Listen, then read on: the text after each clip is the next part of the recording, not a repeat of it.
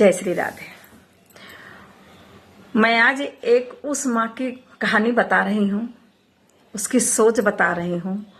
जब उसके बच्चे छोटे छोटे रहते हैं, घर में सामान बिखेरते हैं, उनको समेटती है, बिस्तर गंदा करते हैं, बच्चों पे गुस्सा करती है और बच्चों की फरमाइशें होती हैं कि माँ ये बनाओ, माँ वो बनाए।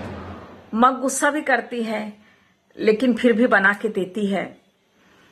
घर को अस्त व्यस्त बच्चे करते हैं, माँ गुस्सा करती है और फिर घर को भी समेटती है।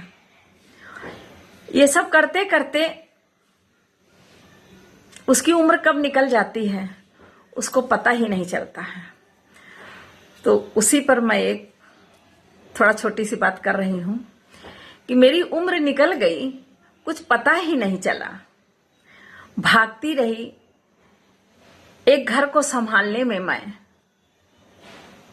बस खुद को भूल गई सबको याद रखने में। जिन बच्चों की परवरिश में बिता दिए इतने साल, आज वो चले गए और मैं दिशाहीन हो गई।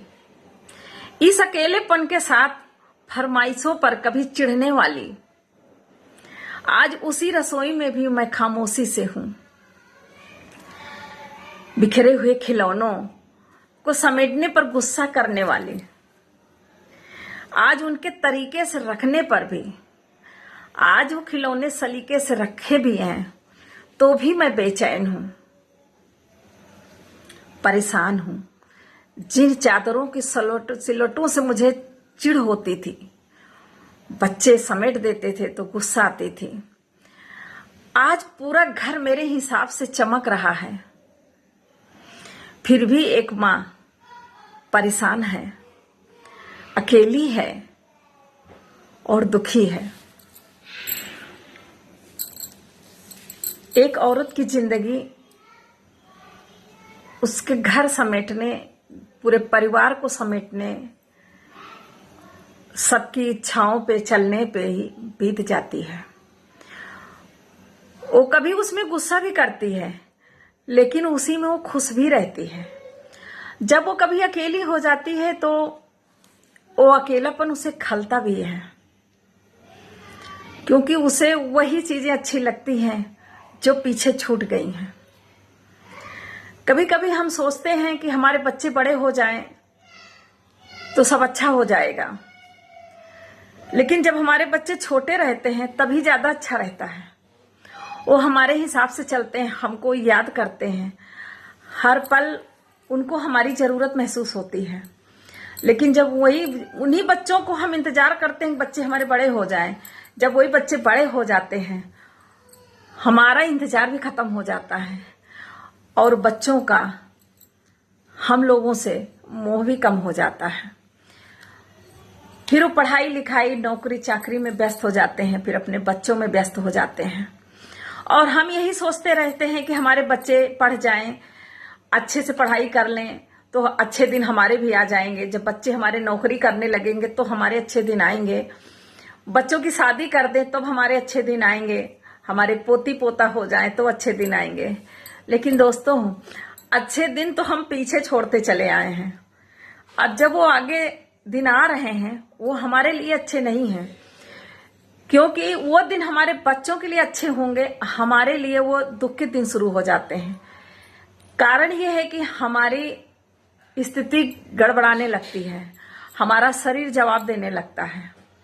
जब हम स्वस्थ रहते हैं तो हर चीज हमें अच्छी लगती है और हम उसमें जूझते रहते हैं, और जैसे जैसे हमारी उम्र बढ़ती है हम अस्वस्थ होते जाते हैं और सुख की खोज में हम लगे रहते हैं कि अब अच्छे दिन आएंगे, अब अच्छे दिन आएंगे।